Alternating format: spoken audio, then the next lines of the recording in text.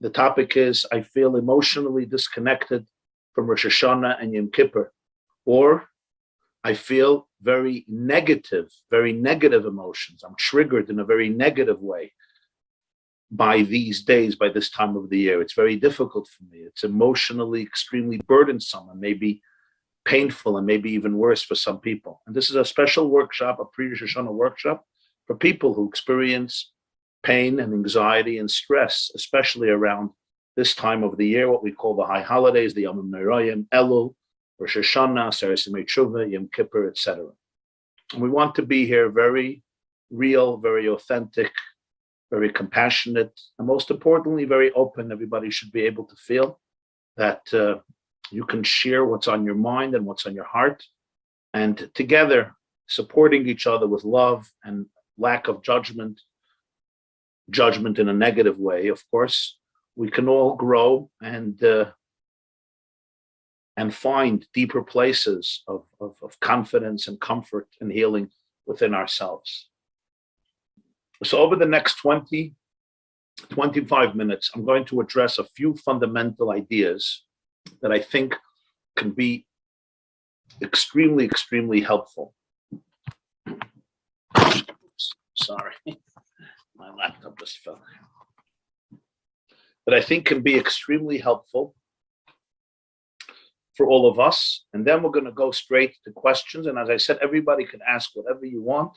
There's no taboo, and you don't have to hold back from any question. Okay, this is a place where every question is accepted and embraced with full dignity. You don't have to be embarrassed or shy or think you're going to be cut down or knocked down or scrutinized or penalized for sharing what's on your mind and that's your heart. Because if, I should say this at the onset, if the whole experience of the holiest days of the Jewish calendar can only be experienced if I'm not being honest with my emotions, and if I can't share myself and yourself with your totality, then is it really worth anything? If the entire relationship that I have with Judaism, with myself, with my family, with God, with my spouse, with religion, with life, is in a way that I have to amputate 50% of my personality or 70% of my personality, tie my hands behind my back and cut off half of my heart and half of my brain, obviously it's a very, very impoverished and a very poor relationship. So the foundation of all these days is that these are days of real openness, when we really want to be able to open up. And openness means I open up about everything that's going on within my life. Now, I'm going to say a few ideas, and I'm going to say this on the onset. These ideas will be worthless if they're heard through the brain. I know we're Jews, we like using our brain, we like using our heads. I'm also a Jew, I know what that's about. But they're going to be worthless, or almost worthless. What I'm going to ask of myself and of you, encourage is, as much as possible, be able to listen to me, not with your brain, but to listen to me with your body. In other words, if your body can trust these words, if it could be somewhat of a somatic experience, to the best of our ability, but if you could just try to absorb this, not with another idea, another lecture, another shiur, another kvetch, another pilpul, another lecture by Rabbi Jacobson, another clip, but really, if I and you can hear this viscerally, with our gut, with our kishkas, with our heart, in our nervous system, it will be far more effective. Okay, insight number one, perspective number one. Rosh Hashanah is defined as the day of coronation. It's the day when we coronate the Ribbono Shel Olam, God, as the king. And if you look at the prayers of Rosh Hashanah, that is the most predominant theme in the Shemona Esrei, and in most of the davening and prayers of Rosh Hashanah is what does we coronate you? We coronate God. Kiyas Shofar, Reb Saadia Gaon says is because that's what they did when they coronated kings. They blew the sound, they blew the ram's horn, and the blasts represented the coronation of a new king. In England, they're soon going to be coronating a new king, Charles III, and you'll see the pomp in which the British do it. So Rosh Hashanah is some type of taste. It's not King Charles III. It's lahavdil, the King of Kings, Malach Malchem. What does this even mean? What does it mean? If I don't coronate Hashem, he won't be a king. If he creates the world, he needs me or you or somebody else to coronate him. And I think the most important idea is, and this is an idea that's discussed by the Baal HaTanya, the Alter Rebbe, by Shnei Zalman of Liadi and Likud HaTorah, and also in other works. The idea is as follows. The core of coronation, the idea of coronation is that God, who's infinite, and therefore didn't have to create a world, says there's something in each and every individual person that is so special, that is so beautiful, that is so amazing, that I don't want to be alone in my infinity. Even more important for me, even more important than me being perfect and infinite is that I should have a relationship with you. And that's why the whole creation came about. And the whole coronation is really God's vulnerability and saying and begging and pleading. Gemara says, Hashem asks the Jews, Shetamlichuni aleichem. I want to be connected to you. I want to have a real relationship with you. I'm infinite, perfect. So what can be better than infinity and perfection? One thing, a relationship with you. So God goes out of his infinite exclusivity and isolation. It's not really isolation because there's nothing else, but I'm calling it isolation. And it says, no, I want you. The foundation is that there's something so marvelous and something special that Hashem feels in you and me and each and every one of us, and says that relationship is worth more than anything. Point number one. Point number two. One of the biggest triggers for people during this time of the year is all the confessions. In Slichas, in the davening, in the Yom Kippur, Ashamnu, Bagadnu, we sinned, I sinned, we all sinned. I'm not going to be arrogant and tell you that I didn't sin. I did sin and wipe out my sins, and please wipe out my sins, and I'm so embarrassed and I'm so humiliated. And as some of the questions that came in, I have enough shame in my life on a good day. This time of the year, I go to shul and the shame increases so profoundly. Let me tell you what I feel is the main work, or one of the main aspects of work for every person who's listening to this program, is going to listen to this program. Let me tell you what I feel. And I'm just going to say a little intro. Some of you are going to understand very well what I'm saying, and some of you are not, and that's fine. People throw around the word trauma a lot these days. We know that. But we all know that there's trauma and there's trauma. There are things in life that are aggravating, very aggravating, but that's not the trauma we're addressing. The trauma for which you came to Fresh Start to help heal, or any method of healing that people with trauma are dealing with, is a trauma that really impairs you. It's a trauma that impairs you. It's a trauma that has made you, that has injured your soul, injured your brain, and not just spiritually, but as we know, very, very practically, very tangibly. It sometimes even shows up on the brain. It's traumas that have made us live our lives in a way that was often very dysfunctional. We cannot connect emotionally, hard to cope, hard to trust people, always feeling judged, hard to feel free, even hard to take yourself seriously, hard to believe in yourself, difficult to think that you deserve any love, any dignity. Somebody who does not have this does not understand what I'm saying. And you know what? Thank God, Baruch Hashem, you don't understand what I'm saying.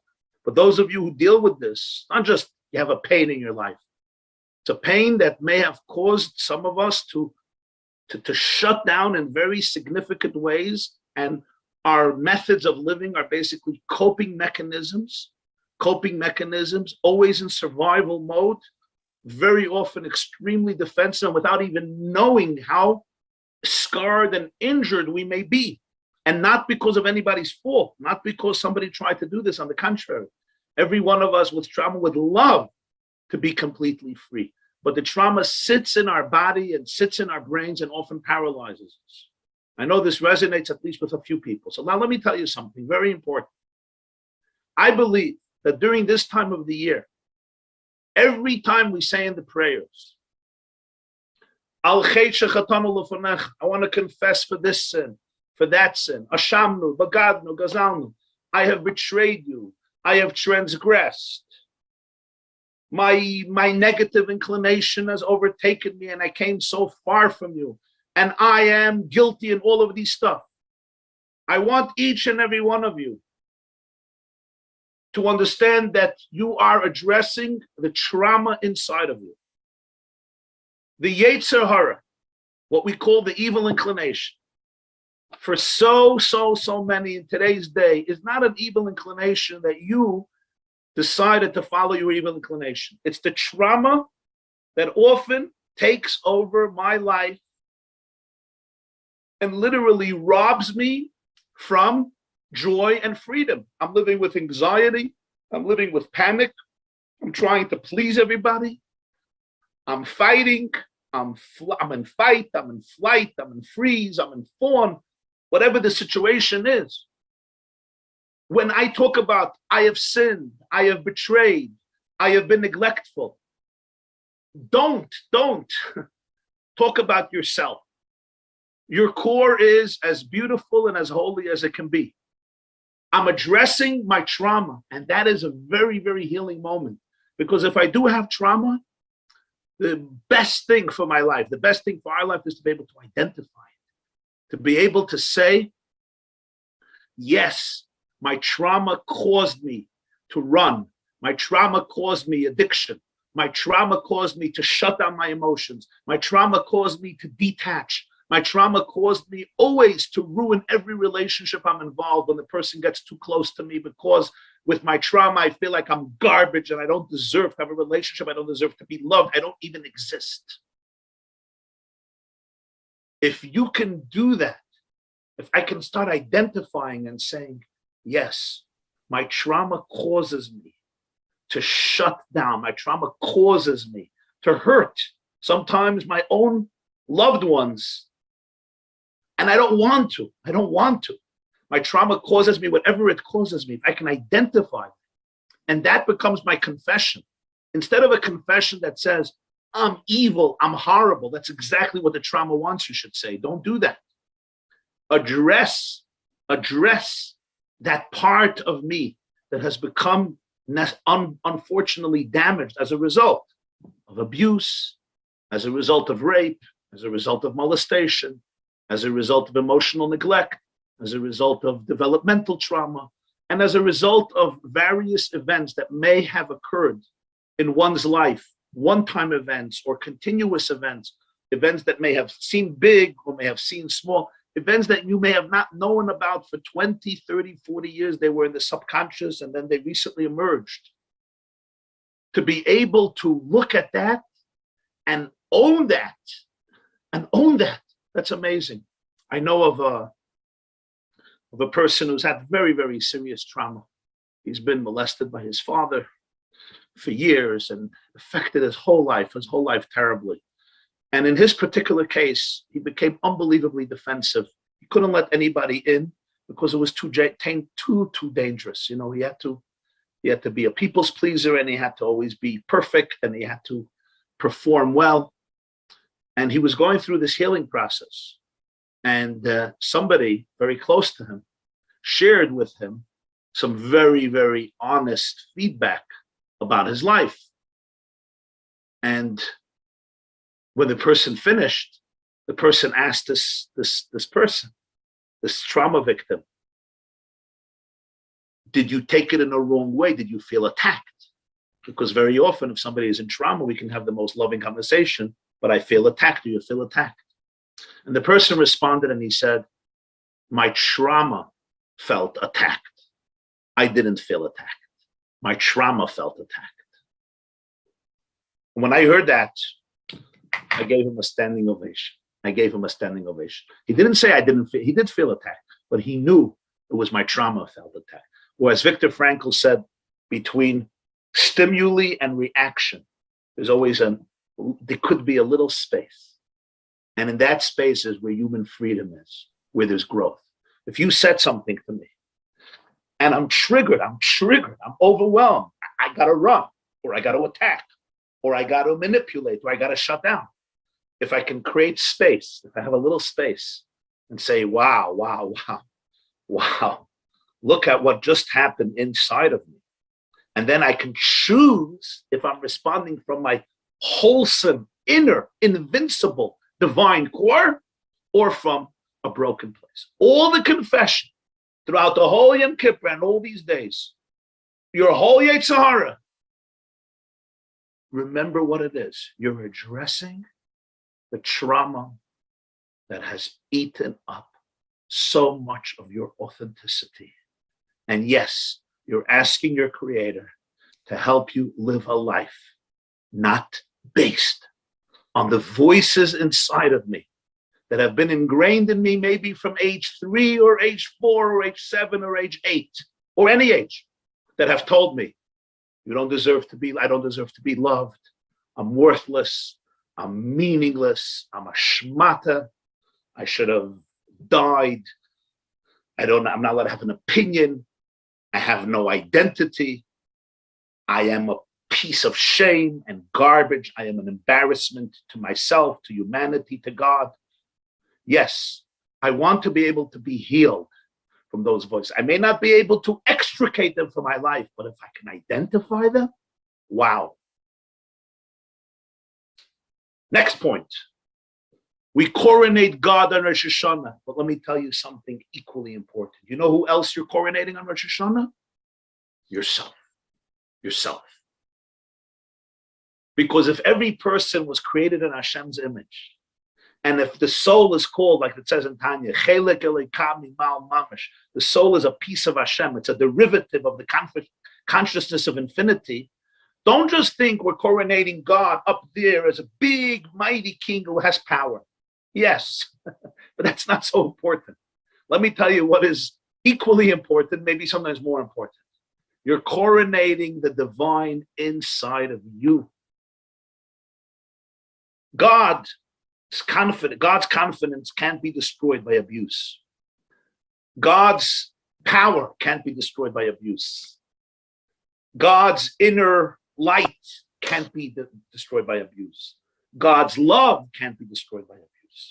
When we say that at our core we're divine, it means that you have at your core, you're invincible, you're indestructible. Nobody and no perpetrator can ever snuff out from you your compassion, your joy, your creativity, your dreams, your ambitions, your possibilities, your vitality, your freedom, your curiosity, your creativity, your deep, deep, profound energy and confidence. Nobody can. But who is the king in my life? This Rosh Hashanah we say, Avinu Malkeinu ein lanu melech ela ata. I have no king but you. Let me interpret that for all of us tonight. Ask yourself, who is the king in my life? Who is the queen in my life? Is it Queen Elizabeth II? Is it King Charles III? Or is it maybe my trauma? Maybe my anger? Maybe my dysfunction? Maybe my pain? My trauma is my king. My addictions are my king. My detachment is my king. They rule my life. They run my life. What if you and I can coronate this year? I have trauma. I have brokenness. But who's the king? Who's the king in my life? Who is the one behind the steering wheel? Who is the one that makes the decisions and defines how I father my children? How I'm a husband to my wife? How I take care of myself? How I deal with people, strangers or friends? Who? Is it my trauma that calls the shots? Or is it my divinity that calls the shots? When I can discover on Rosh Hashanah that I'm going to coronate my true king, and that is the godliness inside of myself. Then I know every moment of my life has infinite value. I know that my being is priceless and I don't need anybody's validation. But again, I can't do it with my brain. I can only do it with my body. One final point, the day of judgment. The day of judgment. Somebody told me, Rabbi, why do I have felt judged every day of my life? I have never experienced a day without judgment. The judgment was so deep that I didn't even realize what it means to live without judgment, because it was just part of the fabric of my existence. I didn't even know what it means to live a life without being judged. This person felt judged and still feels judged constantly by everybody. Somebody walking in the street, you don't even know them. I'm judged. Because the judgment comes from such a deep, deep, deep place. And I know the story that happened to him, and I understand why I know the story that happened. And now we speak about Yemei Hadin, days of judgment. So I think we need to be able to work this out in ourselves, okay? We all talk about don't judge, don't judge. We don't want to judge. Stop judging me. I don't want to be judged. Stop threatening me with penalties and punishments. And maybe the word judgment is really a real trigger, and I understand that. But let me ask you a question, and be honest with me. If every one of you that's listening right now, or listening later, or watching now, or watching later, has the opportunity to sit down with somebody, and there's three things that you know about this person. And it's not you know it here. You feel it in your gut. Your body knows it. Your nervous system knows it. Your kishkas know it. And every cell in your body feels it. You're sitting with somebody, three things. Number one, this person loves you unconditionally, and there's nothing that you can say or do to them or to anybody else that will minimize the love. Number two, this person doesn't only love you as a little child wants to see you small and cute, but this person wants to see you blossom. And as they say in Yiddish, vergins you, would love to see you fly and have the greatest success that you are capable of having in life. So it's not just, I love you like this little cute thing, as long as you're small and meek and cute and adorable and I can pinch your cheeks. But the moment you're big and strong, I hate you. No. I love you and I cherish you and I believe in you and I want to see you fly. But one more thing. This person also knows everything about you. They know every struggle. They know every painful experience. They know everything that has occurred to you in your home, in your relationships, in your school, in your camp. They know exactly how your brain works and how it was affected by life's vicissitudes and experiences. They know about the trauma. They know about the scars, the injuries, the wounds, physically, emotionally, psychologically, spiritually. And therefore, when they see your strength and your courage, they're the first ones to give you the greatest standing ovation. And now they come over to you and they say, let me hold your hand and let's go through your life together. And let's identify the decisions you have made based on the pain that has been caused to you by others. And let's see how together we can create a future that is much more powerful and much more brighter. Tell me, friends, would you welcome such a conversation? Or would you say, no, I don't like to be judged? You all know that if I could be sitting in the presence of somebody who I know really knows me and doesn't judge me in a negative way because they're crazy about me, they want to see me love, and I can feel it. Now, many of us can't feel it because we never did. And we model God based on our father, or based on our mother, or based on our teacher, or based on a community leader. And therefore, the moment we hear God, we're triggered in a very negative way. But I am asking you, I'm asking myself to expand my horizons. Let's expand and ask, what if I could sit with somebody? And I can really feel that every word they're going to say is coming out of absolute acceptance and unbelievable connection. And I can really, really trust them with my darkest and most sinister and most vulnerable and scary parts. And they say, let's go through your life.